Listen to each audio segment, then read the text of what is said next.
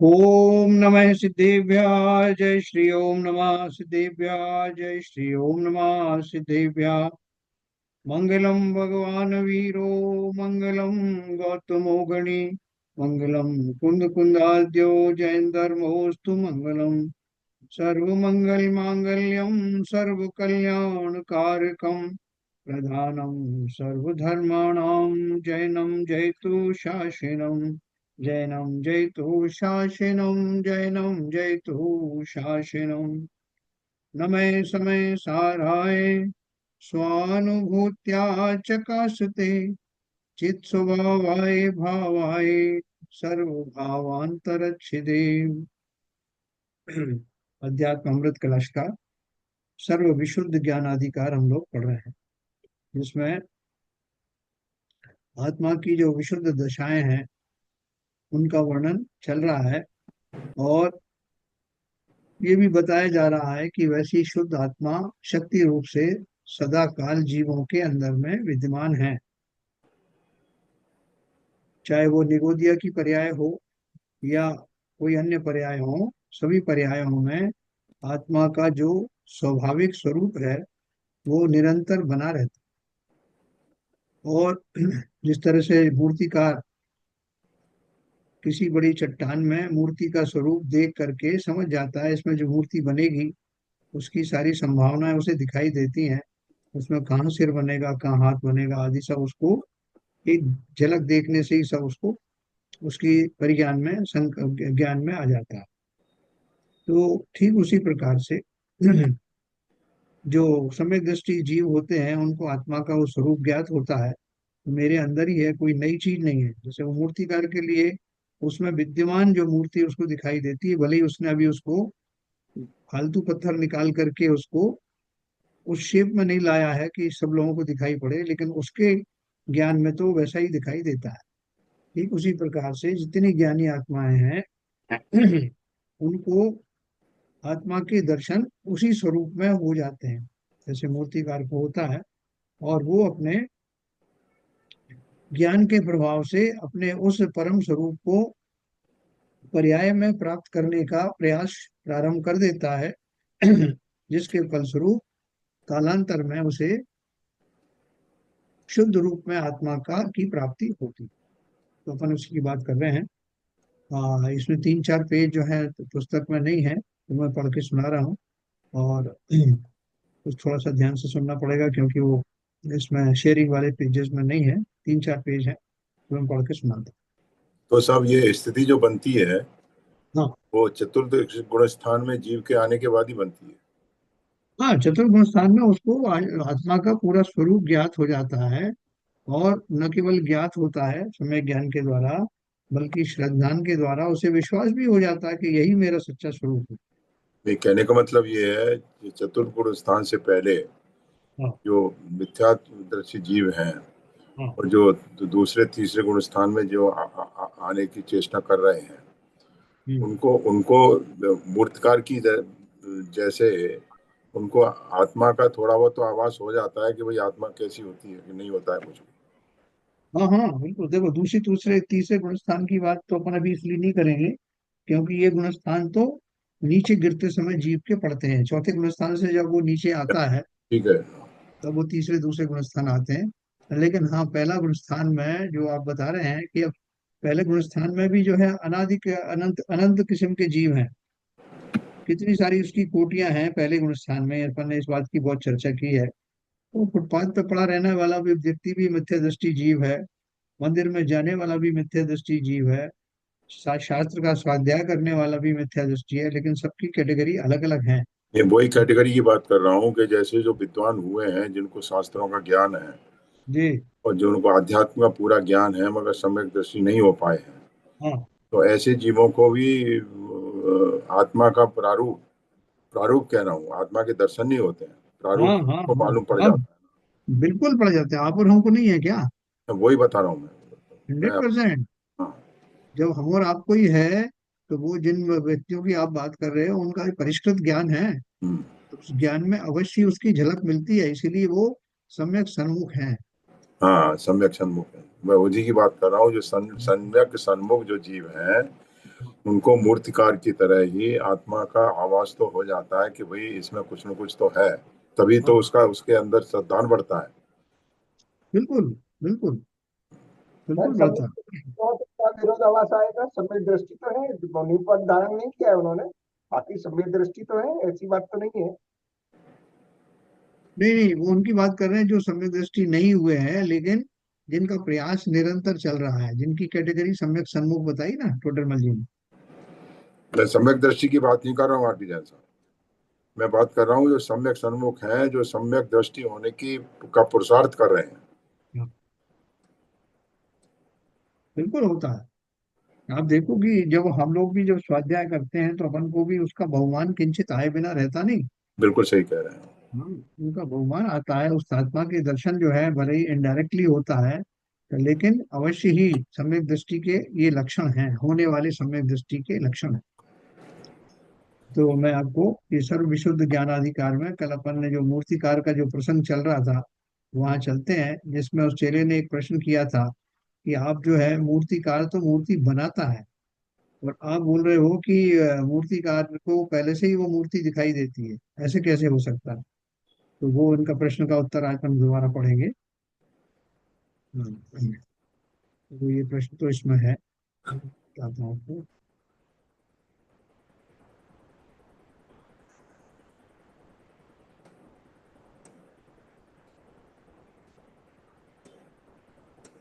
यहाँ ये प्रश्न था 309 नंबर का। कारीगर अपनी कला की कुशलता से ही मूर्ति बनाता है, जैसा निष्णात कारीगर होगा वैसी ही सुंदर मूर्ति बनाएगा, अन्यथा असुंदर बेडोल भी बन सकती है। समाधान दिया था कि मूर्ति तो उसमें सुंदर ही है, जो कारीगर कुशल नहीं है वह मूर्ति पर आवरण रूप अमूर्ति रूप पाषाण खंडों को कुशलता पूर्वक संपूर्ण रूप से दूर नहीं कर पाता, तब मूर्ति बेडोल दिखती है। उसी बेडोल मूर्ति को दूसरा चतुर कारीगर पुनः टांकी से व्यर्थ के पाषाण खंडों को, जिनके कारण मूर्ति बेडोल लगती थी, दूर कर सुंदर मूर्ति प्रकट कर सकता है। मतलब वो बात चल रही है कि कारीगर जो होता है उसको क्या दिखाई देता है, और वो फालतू का पत्थर निकाल देता है, तो वो जो मूर्ति के रूप में जो बचा हुआ पाषाण खंड है वो और लोगों को भी उस रूप में दिखाई देता है। तो यहाँ उन्होंने प्रश्न किया कि आप उसकी सिमली उससे क्यों कर रहे हो, आत्मा के देखने वाले से। तो उसने प्रश्न किया, प्रश्न, कारीगर मूर्ति प्रकट करता है या बनाता है? यदि मूर्ति पर कोई वस्त्र पड़ा है और वह आवरण दूर कर दिया जाए तो उसे प्रकट करना कहेंगे, क्योंकि मूर्ति तो वहां बनी बनाई थी, मात्र पर्दा ऊपर से पड़ा था। पर यहाँ ऐसा आवरण तो था नहीं, ना यहाँ मूर्ति थी, उसे तो मूर्तिकार बनाता ही है ना। लोक में उसे इसी से मूर्तिकार अर्थात मूर्ति को करने वाला कहते हैं। अतः आपका कथन लोक विरुद्ध होने से असत्य है। ये तुमने प्रश्न पढ़ा था कि आप ये विरोध बात कर रहे हो, जो मूर्ति की बात है वो आत्मा के ऊपर में आप डालने की कोशिश कर रहे हो, और वो मूर्तिकार को आप बोल रहे हो कि पहले से सब पता था। कहाँ पता था? कोई मूर्ति पहले से बनी नहीं थी, इसलिए आप मिथ्या बोल रहे थे। इसका उत्तर उन्होंने दिया था, जो सभी इसके पेजेस बीच में से गायब हैं, तो उसका उत्तर दिया था उन्होंने। हम्म, जो लोक विरुद्ध हो वह असत्य ही हो, ऐसा कोई नियम नहीं है। मोक्ष और मोक्ष मार्ग लोक और लोक मार्ग के विरुद्ध है, पर वह असत्य नहीं है, वही एकमात्र सत्य है। वो बोल रहे हैं कि कई बार जो है अपन बोलते हैं कि संसार अलग है, और जो संसार से विपरीत स्वभाव वाला मोक्ष है। तो दोनों विपरीत स्वभाव वाले तो हुए, लेकिन दोनों की सत्ता है ना। अगर विपरीत कोई चीज दिखाई देती है तो उसकी सत्ता नहीं है, ऐसा अपन नहीं कह सकते। जैसे अंधेरा है तो उजाला भी है। आप नहीं कह सकते कि आप एक ही बात कर सकते हो, अंधेरे है या तो या उजाला, दोनों ही है। जहाँ अंधेरा है वहां उजाला नहीं है, और जहाँ उजाला है अंधेरा नहीं। ऐसे ही दोनों वस्तुएं पाई जाती हैं। तो मूर्तिकार पाषाण में ही मूर्ति प्रकट करता है, पानी में नहीं। अब देखो उन्होंने दूसरी बात कही कि जो मूर्तिकार जिस चीज जिस पाषाण में मूर्ति बना रहा है उसमें पाषाण में योग्यता थी कि नहीं? योग्यता थी तभी उसे दिखाई दी। अगर पानी में देखता तो पानी में देखकर तो वो जो मूर्तिकार खड़ा हुआ है सामने उसके, पानी भरा हुआ दिखाई दे रहा है, तो पानी में तो उसको उस तरह की मूर्ति बनाने के भाव आएंगे नहीं, उसमें उस तरह की प्रोबेबिलिटी उसे दिखाई नहीं देगी, क्योंकि पानी में मूर्ति रूप प्रकट होने की स्वयं की योग्यता नहीं है, जबकि पाषाण में है। मूर्ति के लिए आवरण स्वरूप जो पाषाण खंड थे, उन्हें मूर्तिकार ने मूर्ति के आसपास से छेनी द्वारा पृथक कर दिया है। उनके पृथक कर देने पर मूर्ति तो उस पाषाण खंड में ही प्रकट होती है, कहीं से लाई नहीं जाती, है ना। वो कह रहे थे हमने मूर्ति बनाई है, तो बनाई कहाँ से? हवा में तो बनाई नहीं, तो वो वस्तु में से निकली। लोक भाषा में उसे मूर्तिकार कहना व्यवहार मात्र है, परमार्थ नहीं है। इसी प्रकार अनादि काल से कर्म संयुक्त आत्मा में कर्ममल नो कर्म नो कर्म मल तथा कर्म के संयोग के निमित्त के हुए रागादि क्रोधादि भाव मल, इन तीनों मलों के आवरण के कारण आत्मा, जो कि स्वयं शुद्ध चैतन्य स्वरूप आनंद का कंद है, अप्रकट रूप था।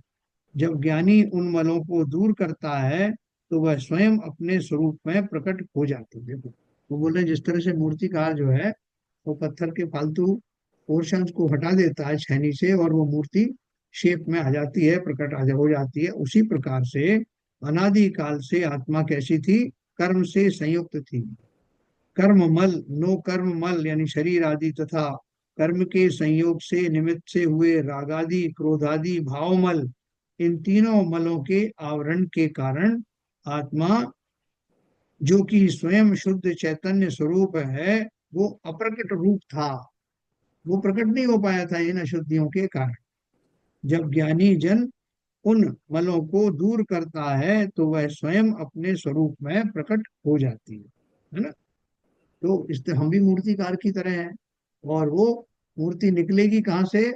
मूर्ति तो हमारे अंदर जैसे उस पाषाण में विद्यमान रहती ही है, ऐसे ही हमारे अंदर सदा काल विद्यमान है। खाली उन आवरणों के कारण से वो उस शेप में दिखाई देती नहीं थी। स्वरूप का ज्ञान होना, स्वरूप का भान होना, स्वरूप की अनुभूति होना, ये सब आगे आगे की आ, प्रगति की दशाएं हैं। जैसे जैसे जीव के भाव निर्मल होते हैं, उसको स्वभाव का ज्ञान होता है, और उसको वो सब दिखाई देने लगता है। अपनी आत्मा के स्वरूप पर पड़े हुए इन आवरणों का भी उसे ज्ञान होने लगता है। जैसे हम और आप अभी स्वाध्याय के बल पर तो ये जान गए हैं कि रिपु रागर द्वेष लगे पीछे, जाते हैं शिव पद को पाया नहीं। ये हम बार बार जो है अर्घ चढ़ा रहे हैं, बार बार इस बात को पूजन आदि में पढ़ रहे हैं, तो कहीं ना कहीं हमें ये विश्वास भी हो गया है। ऐसा नहीं कि विश्वास नहीं हुआ, हम अविश्वास करते हैं जिनेन्द्र देव की वाणी में। विश्वास की दशा तो आ चुकी है हमारी, इसलिए हम जैन बने हुए। लेकिन वो उस लेवल पर नहीं आया है कि जब मैं कर्मण्य होकर के और पूरी श्रद्धा के साथ, पूरी निष्ठा के साथ में उस स्वरूप की प्राप्ति के लिए पुरुषार्थ करने। बाकी इतना तो हम भी जानते हैं, और हमारे उस धर्म से हमें कोई डिगा नहीं सकता। जो हमारी मान्यता है वो मान्यता है, इस हिसाब से तो मान्यता सही है। लेकिन वो उस लेवल पर अभी नहीं आया कि मैं अपना जो अनर्गल वृत्तियां हैं सांसारिक, उन्हें छोड़कर मूल इसी बात के ऊपर दृढ़ हो जाऊं। वो हो जाएगा तो मेरी जो श्रद्धा है वो श्रद्धा सम्यक श्रद्धा हो जाएगी। संस्कारों के लेवल पर भी मेरी मान्यता में वो बैठ जाएगा, और उसका प्रमाण ये होगा कि मेरा जो आचरण है वो बदल जाएगा। कैसे पता लगेगा कि मुझे सम्यक दर्शन हो गया? है कोई बता सकता है क्या? कोई हमारे पास कोई इसका फार्मूला है? कैसे पता लग जाएगा? जब जिस दिन समय दर्शन होगा, मुझे पता लगेगा, दूसरों को पता लगेगा, या दोनों को पता लगेगा? कैसे पता? बताइए।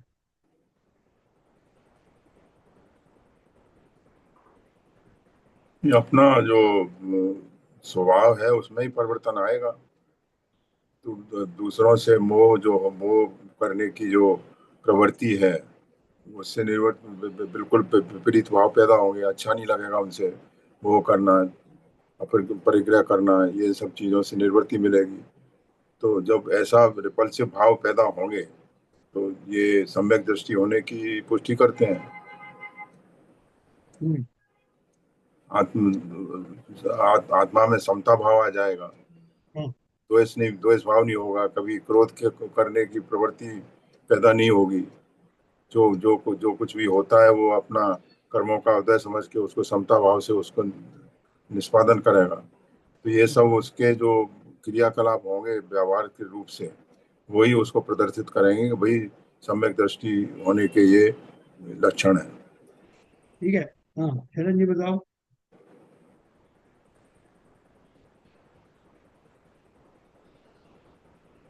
अभी आई थिंक श्रीजन साहब ने बिल्कुल सही कहा है कि ये जो आवाज है वो अपने को अंदर से जो अनुभूति है वो इतनी शांति और इतनी खुश मिजाज होगी कि हमको किसी दूसरी चीज की जरूरत ही महसूस नहीं होगी। और हमारी जो भी क्रियाएं हैं, जो भी भगवान का हमको उनके गुणगान करने में, उसमें हमको बहुत आनंद आएगा और अपना मन कभी व्यथित नहीं होगा, शांत नहीं होगा। तो लेकिन अभी ये हमको सम्यक दर्शन हुआ है या नहीं हुआ है ये तो नहीं होगा, लेकिन उसका जो अनुभव इतना आनंदमय होगा कि हमको दूसरी चीजों का कोई हमको जरूरत ही नहीं रहेगी, हमको वो भाव ही नहीं रहेगा कि भाई कि मेरे को कि पड़ोस में क्या चल रहा है या बगल में क्या चल रहा है, या आज खाने में आज भोजन मिलेगा नहीं मिलेगा, या आज कुछ चटपटा खा लो, या किसी के वो भाव वो आपका वो भाव ही नहीं रहेगा। देखो, आप दोनों ने जो बात कही वो बात सही है। और शास्त्रीय भाषा में इसे क्या बोलते हैं? सम्यक दृष्टि के जो 8 गुण होते हैं, उसमें सबसे पहले कौन सा होता है? निकांक्षित और निका- निशंकित। निकांक्षित और निशंकित। निशंकित, तो ये उसकी जो है ना, ये सीधा सीधा उसका बैरोमीटर है कि कितनी आकांक्षाएं मेरी समाप्त हो गई, कितना निशंकित में हो गया, कितना अभय दान मुझे स्वयं को प्राप्त हो गया।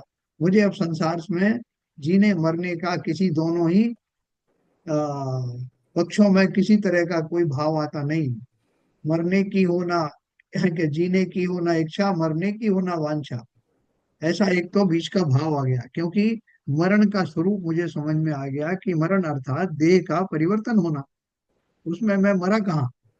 तो इसलिए वो निशंकित हो जाता है और उसे संसार की कोई सामग्रियों की इच्छाएं रहती नहीं, इसलिए निकांक्षित हो जाता है। ये दोनों प्रमुखता से जब भाव जीव में प्रकट होते हैं तो जीव स्वयं उसका साक्षी होता है। उसे मालूम होता है कि मेरी दशा अब क्या हो गई। और इस कारण से इन दोनों महान गुणों के कारण वो जीव सदा प्रसन्न रहता है। उसे कोई परवाह नहीं होती कि लोग मेरे बारे में क्या कह रहे हैं, या लोगों से क्या सुनने को मिल रहा है, या मेरा अगला भाव क्या होगा, और मेरा कोई चक्कर नहीं। मैं अपने स्वभाव में मस्त हूँ। ये स्वभाव की दशा दशा मुझे उसका दर्शन हो गया, इसलिए मैं निकांक्षित हो गया, मैं निशंकित हो गया। फिर बाकी के जो और गुण हैं, 25 दोषों से रहित, अपन ने पढ़ा था ना, उपगुहन नाम का अंग पढ़ा था अपन ने, निर्विचिकित्सा नाम का अंग पढ़ा था। ये सारे अंग जो है उसके जो आगे के अंग हैं। तो समय दृष्टि को भली भांति अपनी अवस्था का ज्ञान होता है, पूरी दृढ़ता से ज्ञान होता है। उसमें ऐसा नहीं होता कंफ्यूजन, पता नहीं साहब में समय दर्शन हुआ कि नहीं हुआ। अरे उसे नहीं पता लगेगा तो किसको पता लगेगा? और उसके कार्यकलाप से अन्य जीवों को भी जो स्वयं समय दृष्टि है उनको अवश्य ही पता लगता है। मिथ्या दृष्टि तो कंफ्यूज रह सकता है कि भैया पता नहीं इनको ये इस तरह का नाटक कर रहे हैं या एक्चुअली में है, कुछ पता नहीं चल रहा। लेकिन एक सम्यक दृष्टि दूसरे सम्यक दृष्टि को पहचानता है, और सम्यक दृष्टि स्वयं अपने सम्यक की पहचान कर लेती है। हम और आप भी देखो, जो हमारे भेदभाव पहले हुआ करते थे, घटनाओं को देख करके हमारे भाव जैसे तीव्र द्वेष, राग और द्वेष से भर जाते थे, उनमें किंचित कमी तो आई। और वही कमी निरंतर बढ़ते बढ़ते एक दिन हमें सम्यक सन्मुख कैटेगरी में ला करके और फिर सम्यक धारण करा दे। तो इसलिए हम उसमें लगे रहे, अवश्य ही एक दिन हम उसमें पारंगत होंगे। हम सही दिशा में चल रहे हैं। तो इसी उन्होंने इसलिए पूछा कि ये जो मेरे ऊपर में जो मल लगे हैं, वो मलों की पहचान करके मैं भी उस मूर्तिकार की तरह अपने जो शुद्ध स्वभाव स्वरूप मेरा जो मेरी जो आकार प्रकार है, उसमें मैं निष्णात हो सकता हूँ, उसमें मैं सफल हो सकता हूँ।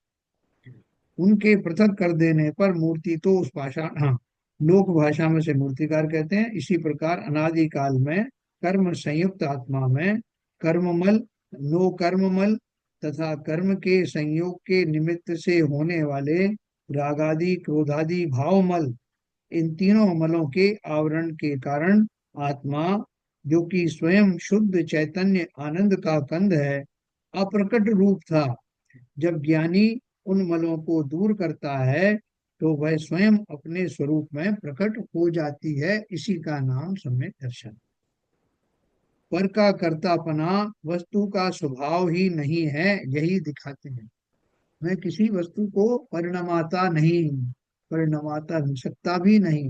देखो हम कई बार ऐसी क्रेडिट ले लेते हैं ना कि साहब मैंने उनको सही कर दिया, वो बहुत उछल रहे थे मैंने उनको ठीक कर दिया, वो बड़े अज्ञानी थे मैंने उनको थोड़ा उपदेश दिया और वो ज्ञानमय हो गए। लोक में हम ऐसा सब बोलते हैं कि वो बहुत उनकी जो है इस तरह की प्रवृत्तियां थी, मैंने उन्हें ठीक कर दिया, मैंने उनको ऐसा कह दिया तो वो सही हो गया। और हम उस अहम भाव से उस अहंकार को अपने को कर्ता मानते हैं। लेकिन वास्तव में वस्तु स्थिति ऐसी नहीं। ये तो व्यवहारिक दृष्टि से जीवों की इस तरह की भावनाएं होती हैं, इस तरह की मान्यताएं होती हैं। बाकी तो परमार्थ से सभी जीव अपने अपने भावों से, अपनी अपनी योग्यताओं से ही परिणमन करते हैं। मेरे किंचित व्यवहार से, मेरी किन्हीं किंचित बातों से उनकी अगर वैसी योग्यता होनी होती है तो ये उसमें निमित्त तो बन सकते हैं। लेकिन मैं ये दम्भ भरूं कि मैंने उनको ठीक कर दिया, मेरी वजह से यूं हो गया, ये सारा अहम सम्यक दृष्टि को नहीं होता। ये फर्क है हम में और सम्यक दृष्टि हो।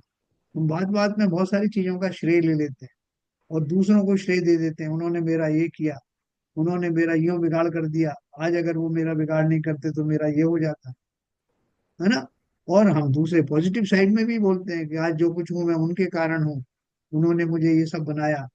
व्यवहार में पॉजिटिव वाली चीज तो कहना फिर भी ठीक है कि उससे हमारे भाव निर्मल होते हैं, हमारा अहम टूटता है, दूसरों को श्रेय देने से उनका मनोबल बढ़ता है। लेकिन जो विपरीत दिशा में अपने अहम की पुष्टि करना, दूसरों को अज्ञान होने की जो चर्चा है वो दूसरों से करना, ये सब मिथ्या दृष्टिपनेक में और गहरा घुस जाने जैसा है। इसलिए पर निंदा करते समय बहुत ध्यान रखना। पर निंदा के दो भेद हो गए। एक तो ये कि मैं सामने वाले को हीन समझता हूँ और अपने आप को इनडायरेक्टली उन भावों से रिक्त मानता हूँ। जैसे मैंने किसी से कहा साहब कि वो बहुत चुगलखोर हैं, बहुत ईर्ष्यालु हैं, बहुत घमंडी हैं, तो ये कहते समय मैं ये भी मान रहा हूँ कि मेरे अंदर में वो विभाव भाव नहीं है। जबकि दोनों ही बातें एक अपेक्षा से गलत हैं, क्योंकि किसी भी व्यक्ति के कोई भी भाव परमानेंट नहीं होते, मेरे भी नहीं होते। और अगर मैं किसी में ये कल्पना कर रहा हूँ तो मैं भी अपने को भी टटोल कर देखूं कि ये भाव भले ही उस वाक्यात में नहीं होंगे लेकिन हैं कि नहीं अंदर भरे पड़े। तो सम्यक दृष्टि इस दशा को भली प्रकार जानता है, इसलिए पर की निंदा और स्व प्रशंसा से हमेशा दूर रहता है। तो हमें कैसे प्रैक्टिस करना? बोले साहब जब मैं मंदिर में आऊंगा, स्वाध्याय करूंगा, तब तो मैं ऐसे ही धारण करूंगा जैसा आप कह रहे हो, लेकिन बाकी समय में मुझे छूट दो। बाकी समय में मैं तो जैसा सोच रहा हूँ उसमें मुझे न केवल आनंद आता है, बल्कि ये जमाना भी यही चाहता है, उसी से ये जमाना सही रहता है। इसलिए यहाँ मुझे छूट दे दो, मैं सबको एक एक को देख लूंगा। फिर स्वाध्याय में आऊंगा ना, फिर आप जैसे कह रहे हो वैसी बात मैं भी करूँ। ऐसा नहीं होता। अगर हम ऐसा मान रहे हैं, ये डुअल फार्मूला मान रहे हैं, तो हम अपनी स्थिति से आगे बढ़े ही नहीं, वहीं खड़े हैं और स्वाध्याय का या शुभ भावों का ढोंग मात्र कर रहे हैं। शुभ भाव भी ऐसे नहीं होते खाली एक थाली से दूसरी थाली में द्रव्य डाल देने से शुभ भाव या उच्च कोटि का पुण्य बंद हो जाता, बिल्कुल नहीं होता।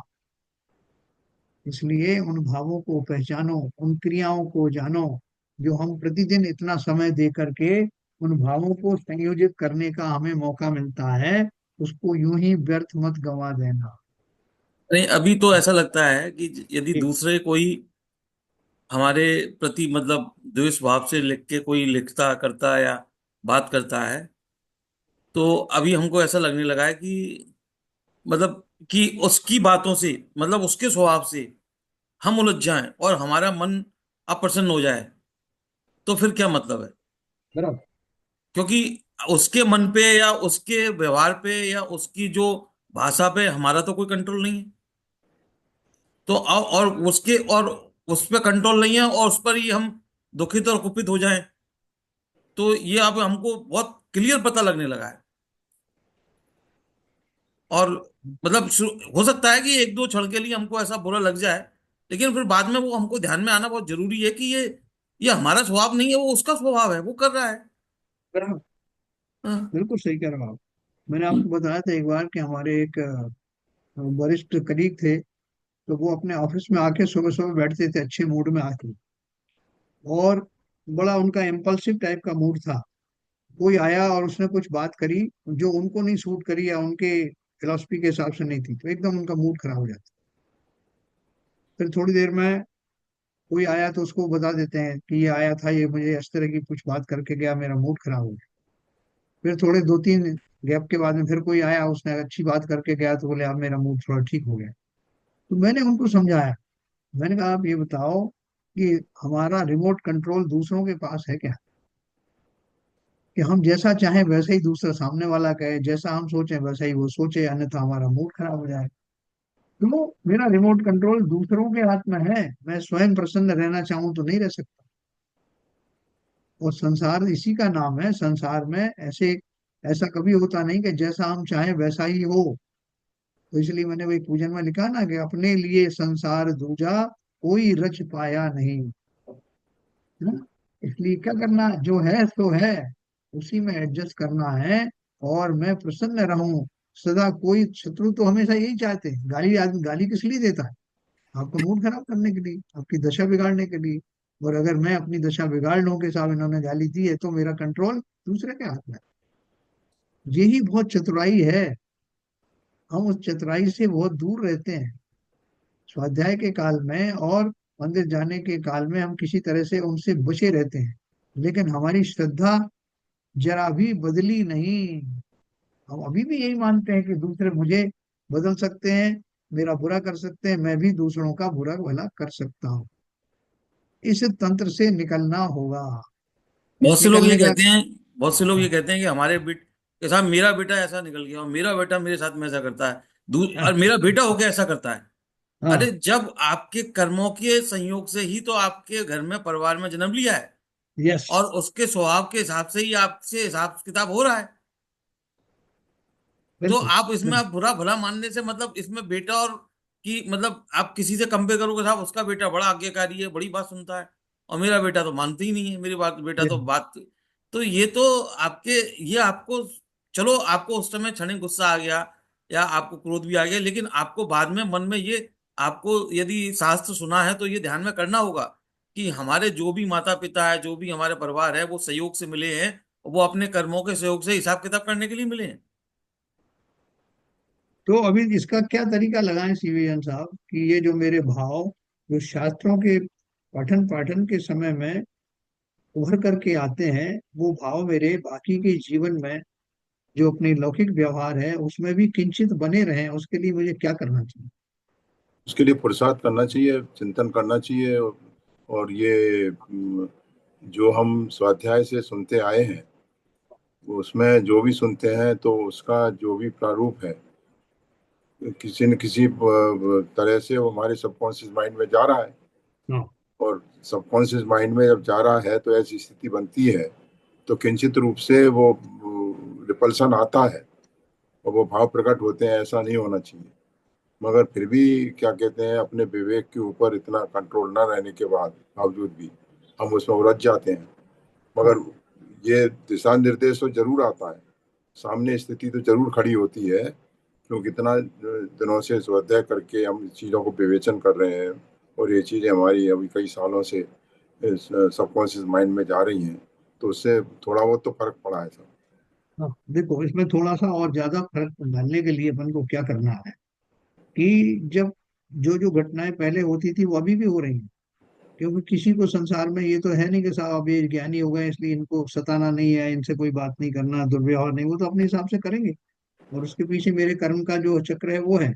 लेकिन फर्क ये पड़ेगा कि मान लो आप किसी से आपका विवाद भी हो गया जैसे पहले होता था, विवाद होने के बाद थोड़ा सा आप जब नॉर्मलसी में आते हैं, उस टाइम में आप इस पे इस विचार को करना ये होता कि है भाई, सब।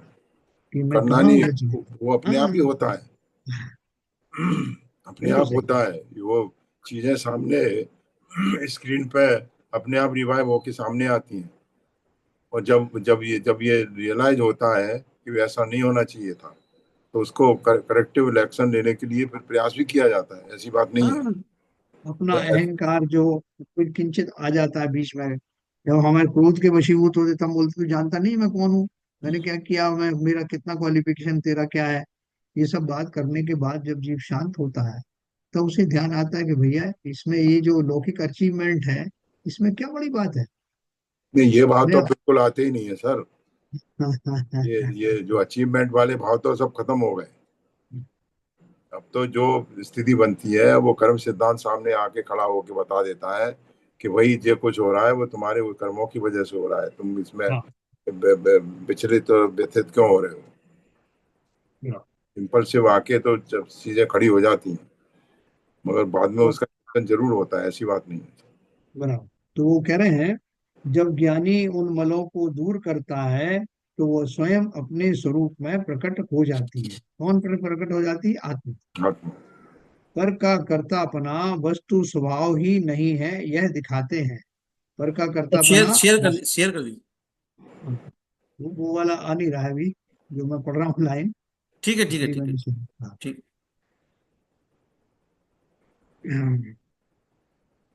कर्तृत्वं न स्वभावोऽस्य चितो वेदयुक्तत्ववत् अज्ञानादेव कर्तायं तद्भावाद् कारकः।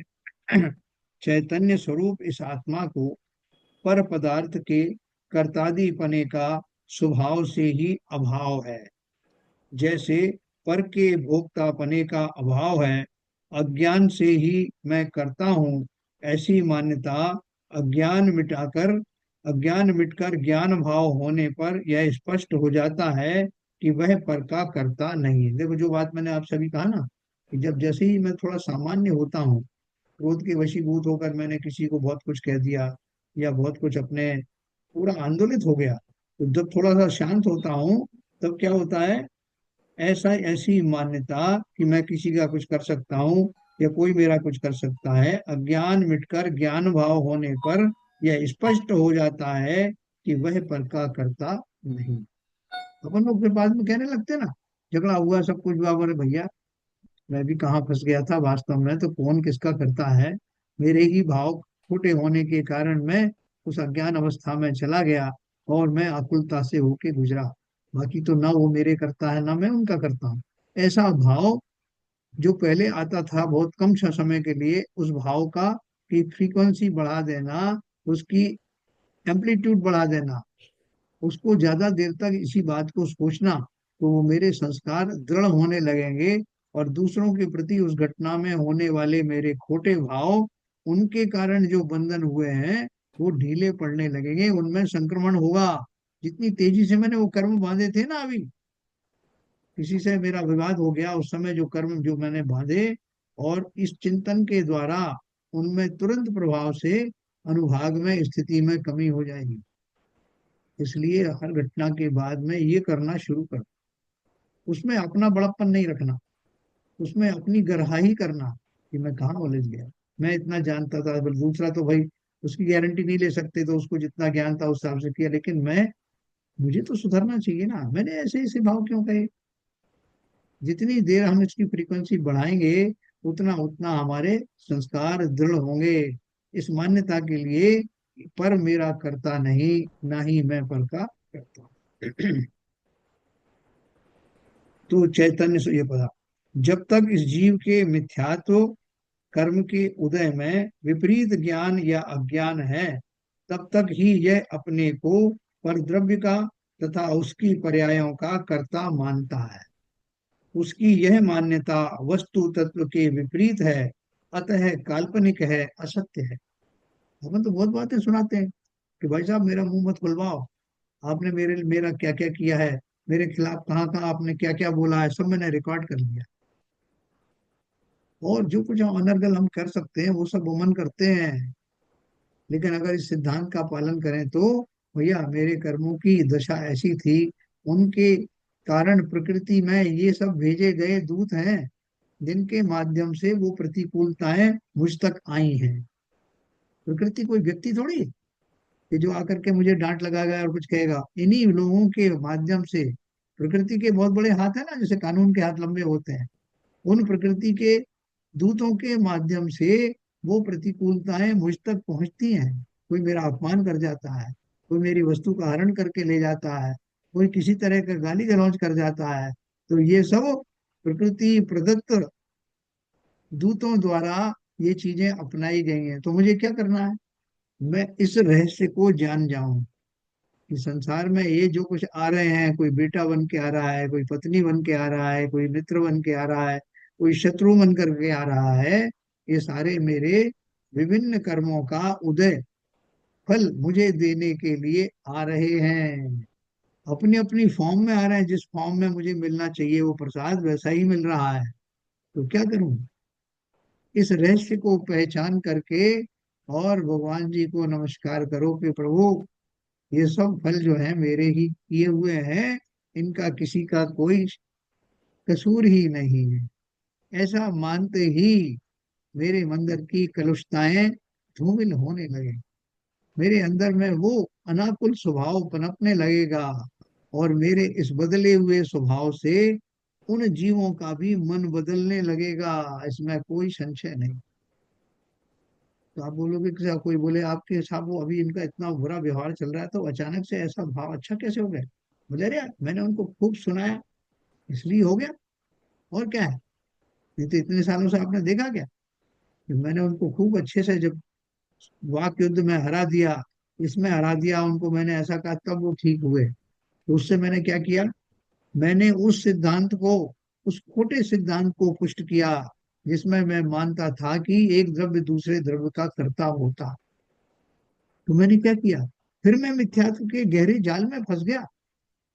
मैं बड़े अपने फक्र के साथ बताता हूँ कि साहब मैंने उनको ठीक कर दिया, अब ये भी करके आया हूँ ठीक, और आगे भी तैयार हूँ ठीक करने के लिए। तो ये जो भाषा है, इस भाषा को ज्ञानी को बहुत संभल करके इस्तेमाल करना। अज्ञानी को तो आप क्या करोगे? लेकिन मैं अपने भावों पर जरूर ही नियंत्रण रखूं कि ऐसा कुछ भी नहीं है। मैं उन अपने उन खोटे भावों की पुष्टि नहीं करूंगा, बल्कि उनकी गढ़ा करूंगा, आलोचना करूंगा कि मैं कैसा मूर्ख हूं, उनको तो छोड़ो, उनकी जो भी स्थिति थी, मगर मुझे इस तरह के शब्दों का इस्तेमाल नहीं करना। एक किंचित कभी आवेश में आ गया तो आ गया, लेकिन वो आवेश अगली बार इस जाति का ना हो, इसको मुझे इंश्योर करना है। ठीक है ना? तो क्या बोल रहे हैं? जब तक इस जीव के मिथ्यात्व कर्म के उदय में विपरीत ज्ञान या अज्ञान है, तब तक ही वह अपने को पर द्रव्य का तथा उसकी पर्यायों का कर्ता मानता है। उसको उसकी यह मान्यता वस्तु तत्व के विपरीत है, अतः काल्पनिक है, असत्य है। जब उसका मिथ्यात्व परिणाम मिटता है और सम्यक्त भाव प्रकट होता है, तब उसका ज्ञान भी सत्य ज्ञान बनता है। उस सत्य ज्ञान के आलोक में उसे अपनी भूल मालूम होती है, और फिर वह अपने को पर का करता नहीं मानता। देखो, ये हमारे जीवन में बहुत फ्रीक्वेंटली आती है। और कभी भी जब तीव्र कषाय के वश में हम होते हैं, तो हम एक पल भी किसी से बात मानने के लिए तैयार नहीं। ऐसे में कोई हमें छेड़ दे, हम तो भरे हुए हैं कषायों से, अभी अभी निपट के आ रहे हैं। कोई हमसे कहे भैया क्या धरा है इन सब चीजों में, कौन किसका करता है? बोले क्या बात करते हो आप? अभी मेरी कषाय जो पीक पे चल रही है, मैं उसकी कोई बात नहीं मानने को तैयार हूँ। बोले कोई किसी का करता नहीं है, आपने देखा नहीं वो कैसा मेरा अनिष्ट करके गए, 10 आदमी के सामने मुझे जो है जलील करके गए, और मैं भी छोड़ूंगा नहीं उनको। तो तुम तो ज्ञानी थे ना भैया? बोले ठीक है, ज्ञानी व्यानी सब वहां है, स्वाध्याय करते हैं जब है, या मंदिर जाते तब। लोग ऐसे थोड़ी मानेंगे कि मैं चुप होकर बैठ जाऊं, शांत बैठ जाऊं, कोई कुछ भी कर जाए। तो हाँ, आप ये चाहते हो क्या मेरा निरंतर अपमान होता रहे, मैं किसी का कुछ नहीं करूं? तो भैया मैंने नुकसान किसका किया? इतने इतने सालों के स्वाध्याय के बाद में जिस सिद्धांत को मैंने समझा था, उस पर धूल डाल दी। वो कहाँ मैंने उपयोग में लिया? मैं तो निरंतर ही उसी गलत फहमी का शिकार बना रहा। मुझे रियलाइज भी नहीं हुआ। मेरा जब थोड़ा सा कषाय मंद हुई, तब भी मैंने अपने अहम के कारण अपनी ग्रह आलोचना नहीं की, दूसरों के सामने तो छोड़ो, एकांत में भी नहीं की, तो फिर काय का ज्ञानी? मैं कैसा ज्ञानी बनने चला था? मैं कैसा सम्यक सन्मुख गया था मिथ्या दृष्टि? कुछ फर्क नहीं पड़ा। ये है सम्यक दर्शन की योग्यता में के लक्षण। मैं उस योग्य हुआ हूं कि नहीं? और उसमें पढ़ना आप वैराग्य भावना में, और जो सामायिक पाठ में, उसमें उन्होंने लिखा है कि जब मेरे ऐसे ऐसे भाव हुए, ऐसी ऐसी आकुलताएं मैंने धारण की, तो मुझे मुक्ति क्यों हो, मेरे पाप का बंध क्यों ना हो, ऐसा लिखा। तो मैं ही अपना परम आलोचक हूँ। दूसरों के लिए बोलते हैं कि वो देखो साहब ऐसा कर रहे हैं, उनको क्या फल मिलेगा बताएं आप। वो बहुत भोग भोगेंगे, बहुत दुखी होंगे, बहुत पछताएंगे। तो मुझे उनकी क्यों चिंता है? मैं कौन सा दूध का धुला हूँ? मैं जो ऐसे खोटे भाव करता हूँ, ऐसे समयों में करता हूँ जहां और साधारण व्यक्ति भी करते हैं, मुझ में उनमें कोई अंतर नहीं। इसलिए उन्होंने बोला, जिस मूर्ति को मैं देखने चला हूँ, वैसा मूर्तिकार मैं अब तक बन नहीं पाया। इसलिए वो मिथ्यात्व रूपी पाषाण मुझे उस मूर्ति के दर्शन होने नहीं देते। जब उसका मिथ्यात्व परिणाम मिटता है और सम्यक्त भाव प्रकट होता है, तब उसका ज्ञान भी सत्य ज्ञान बनता है। उस सत्य ज्ञान के आलोक में उसे अपनी भूल मालूम होती है, और फिर वह अपने को पर का करता नहीं मानता।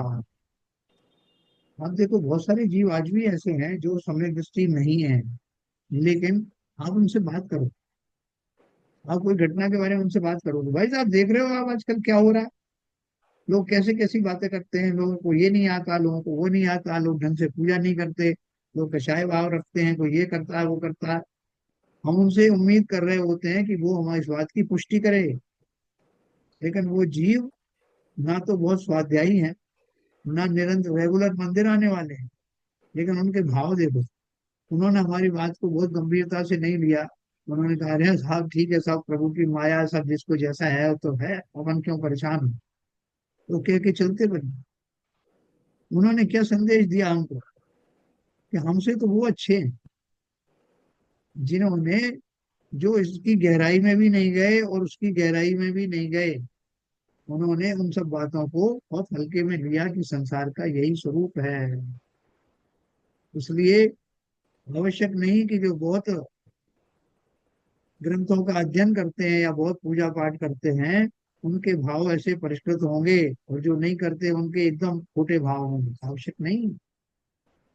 लेकिन मुझे इससे जरूर एक शिक्षा लेनी चाहिए कि देखो, ऐसे जीव हैं जो निरपेक्ष भाव से आते हैं, दर्शन करते चले जाते हैं, लोग में भी उनका व्यवहार लोगों के प्रति ऐसा नहीं होता जैसा मैं क्रिटिकली होता।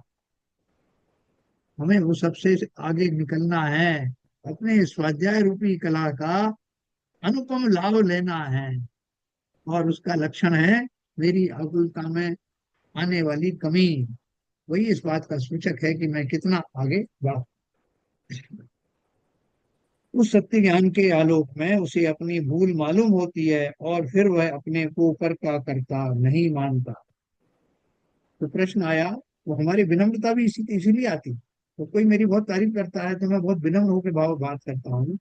वो विनम्रता दो प्रकार की होती है, एक तो नकली विनम्रता, अरे नहीं नहीं साहब, मेरा तो कुछ करके इस लायक नहीं हूँ साहब, आप तारीफ कर रहे हो ठीक है साहब, मैं इस लायक नहीं हूँ। ये मैंने अपनी विनम्रता से भी एक प्रशंसा हासिल करने के लिए ऐसी वाली विनम्रता ओढ़ी है। दूसरी विनम्रता है कि वास्तव में मुझे लगता है कि मेरा क्या इसमें श्रेय है, मैं हूं ही नहीं किसी का कोई करता, सहज में मैंने अपना व्यवहार किया, संसार में कोई किसका करता है, ऐसा भावपूर्वक होने वाली विनम्रता, वही वास्तव में सम्यक विनम्रता है। तो प्रश्न किया, आपने कलश का जो अर्थ किया है वो ठीक मालूम नहीं होता। कलश में स्वामी अमृतचंद्र कहते हैं कि अज्ञान अज्ञानात एव अयम करता, अर्थात जब तक ज्ञान नहीं था, जब तक वह पर का करता था, या तदभावात आकार कहे, अज्ञान के मिटने पर वह पर का कर्तृत्व छोड़ देता है, ऐसा अर्थ करना ही मूलानुगामी है।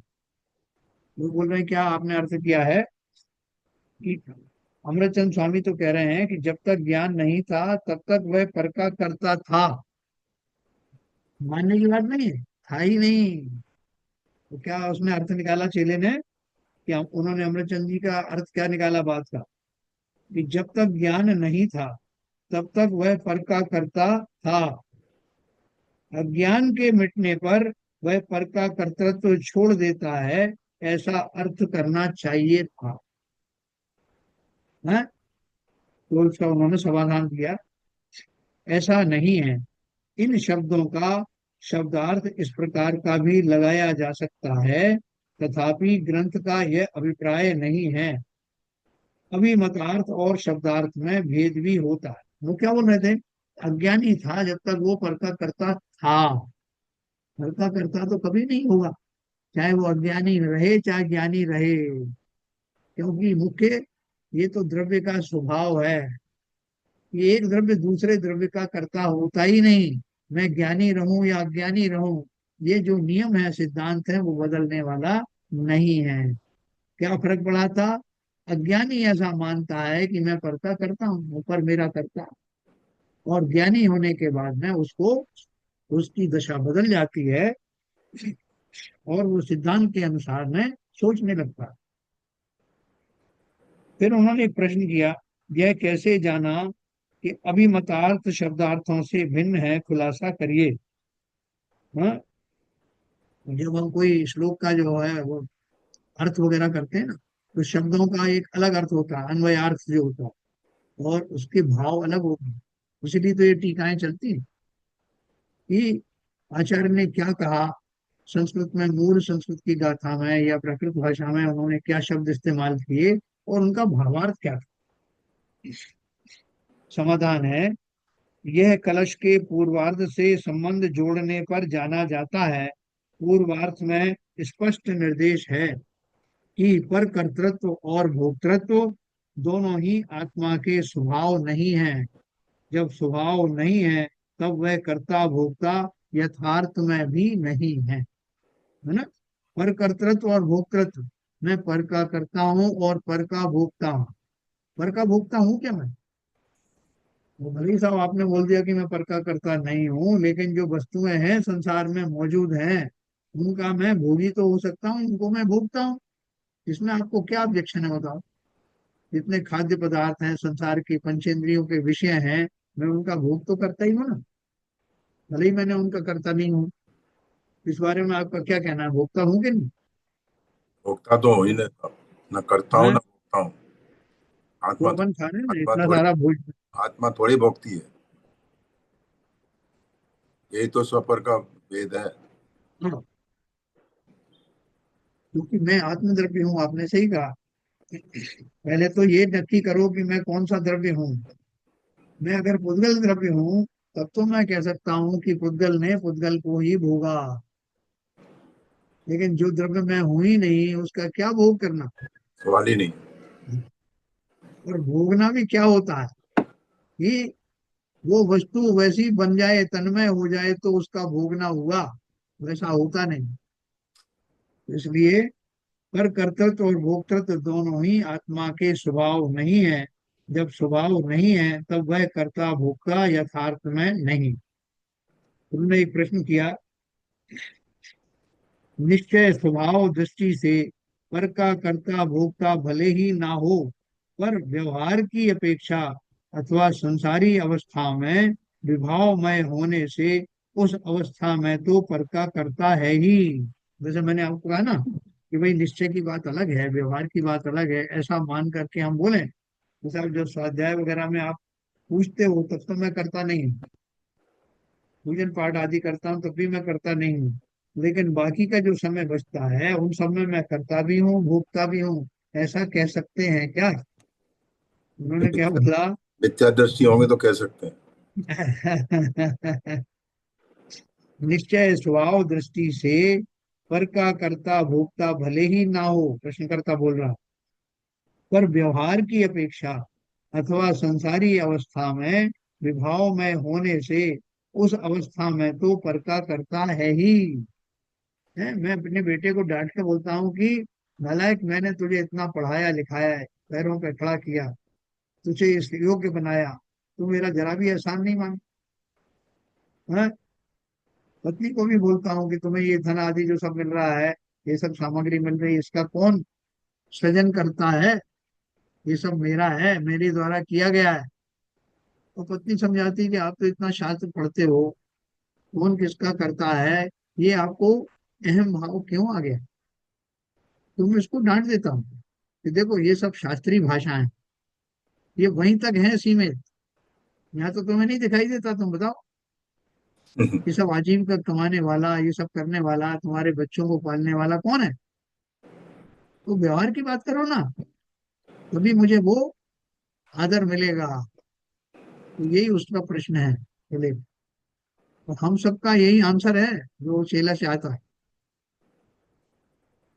जैसे निश्चय से रागादि भाव रहित है, उनका कर्तृत्व स्वभाव में नहीं है, पर सकर्मावस्था में तो रागादि का कर्ता है ही। इसी प्रकार पर कर्तृत्व अज्ञान दशा में होता है, यह मान्यता ग्रंथ के अनुरूप है, इसे स्वीकार करना चाहिए। है ना? तो वो चेला बोल रहा है कि ये जो व्यवहार में मेरा जो कर्तापना है, उसको आप स्वीकार करिए, और उसके लिए कुछ नेगेटिव बात मत करिए। दोनों को अलग अलग कर दो। निश्चय से एक द्रव्य दूसरे द्रव्य का कर्ता नहीं, लेकिन व्यवहार से है। क्योंकि मैंने आपको इतनी उदाहरण दी, एक पिता अपने पुत्र के लिए कितने बड़े बड़े काम करता है तो उसका करता है, एक माँ अपने बेटे को संभालने के लिए कितनी सारे काम करती तो उसकी करता है। इसलिए आप इसमें दोनों में दो भेद कर दीजिए प्लीज, ऐसा वो चेला बोल रहा है। तो चेले की इस बात का उन्होंने जो समाधान दिया, वो अपन पढ़ लेते हैं। पढ़ने के बाद फिर कल इसकी और व्याख्या करेंगे। उन्होंने क्या बोला? रागादि कर्तृत्व में और पर पदार्थ के कर्तृत्व में बहुत अंतर है। क्योंकि इसमें क्वेश्चन किया था कि जैसे निश्चय से रागादि भाव रहित है, उनका कर्तृत्व स्वभाव में नहीं है। जिनके राग नहीं है, उनके मन में ऐसा भाव भी नहीं, ये चेले ने बोला था। लेकिन जब तक राग है, जिन जीवों के जीवन में राग है, उनके लिए तो कर्ता की परिभाषा यही होना चाहिए ना, जो मैंने बताई। ऐसा चेले का प्रश्न था। उसका समाधान दिया कि रागादि कर्तृत्व में और पर पदार्थ के कर्तृत्व में बहुत अंतर है। रागादि आत्मा के ही विकारी भाव हैं, उसी से उसकी सत्ता में ही उत्पन्न होते हैं। अतः अशुद्ध निश्चय न से आत्मा उस अवस्था में रागादि कर रहा है। अतः कर्ता और भोक्ता दोनों है। इसकी अपेक्षा से, अपने विकारी परिणामों की अपेक्षा से। तथापि पर द्रव्य तो भिन्न सत्ता वाला है, दोनों की एक कोटि मानना ठीक नहीं है। अज्ञानी भी पर द्रव्यों की पर्यायों का कर्ता नहीं है। वास्तव में क्या है, बोल रहे हैं, जब मैं राग विषादी से भरा रहता हूँ, तो उस काल में मेरा चिंतन ऐसा होता है कि मैं इसका करता हूँ, मैं उसका भोगता हूँ। करता भोगता तो तब भी नहीं होता, लेकिन मेरे ही विकारी परिणाम मुझे ऐसा सोचने पर विवश करते हैं। तो सोचने का काल, चिंतन के काल में उन खोटे भावों का कर्ता भी मैं ही हूँ। हाँ, उन अच्छे भावों का कर्ता भी मैं हूँ, खोटे भावों का कर्ता भी मैं हूँ। बोले, ये तो बात हुई रागादि भावों की। लेकिन व्यवहार में पर का कर्ता धर्ता बनना तो बिल्कुल ही वि- विरोधी बात है। ये तो संभव है ही नहीं। हाँ, मैं अपने करता हूँ, ये तो शुरू से ही बताया, मैं ही अपना करता धरता। तो मैं दोनों तरह से करता हूँ, विकारी भावों का भी करता हूँ, शुद्ध भावों का भी करता हूँ। ये भाव करने का कारण, क्योंकि मैं ही वो द्रव्य हूँ जिसमें कि इस तरह का चिंतन आदि होता है। लेकिन पर का कुछ भी करना, पर को मैंने समझा दिया, पर को मैंने रास्ते पे ले आया, ये सारे भाव खोटे हैं। ये मैं ना तो कर सकता हूँ, ना कभी कर पाऊँ। ऐसा क्लैरिटी के साथ में सोचना, तो पर द्रव्यों के प्रति राग और द्वेष होने की संभावनाएं समाप्त हो गई। समय हो गया। कल अपन इसकी चर्चा और करेंगे। ये 2 पेज और ऐसा है, 2-3 पेज, जो कि आपके इसमें शेयरिंग में नहीं आ रहा है, उस तक मैं आपको दूंगा। तो अब हमारे ललित जी भी नहीं आए शायद। चलिए, समय हो गया। संजय प्रकाश जी, जिनवाणी स्तुति करें।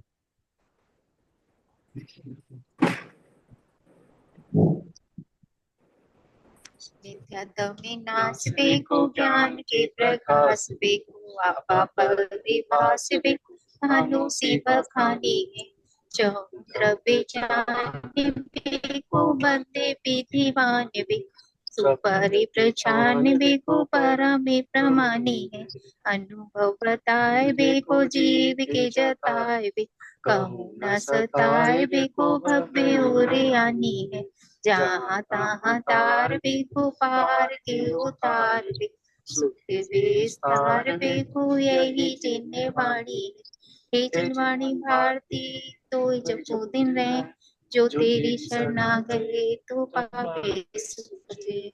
जाबानी के ज्ञान से सूझे लोकालोक, सो वाणी मस्तक धरूं सदा देतूं दो, सदा देतूं दो। जिनवाणी माता की जय। जय